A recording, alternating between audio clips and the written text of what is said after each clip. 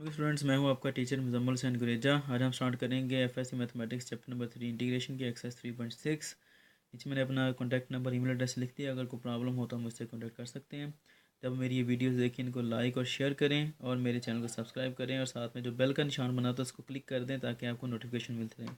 Start करेंगे question number 26। Integral 0 to π/4 sin x - 1 over cos square x into D x है।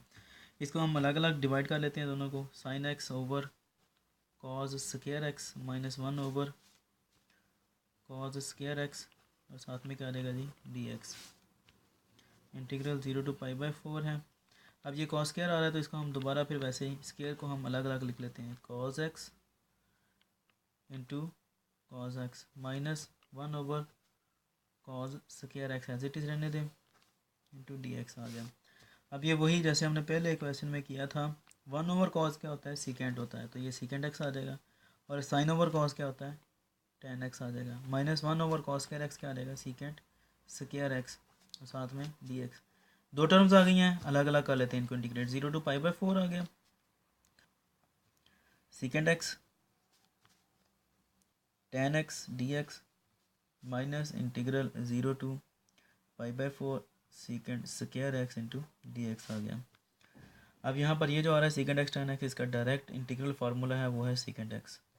0 to π/4 limit आ गई minus secant square x, इसका भी direct formula है वो क्या है tan x।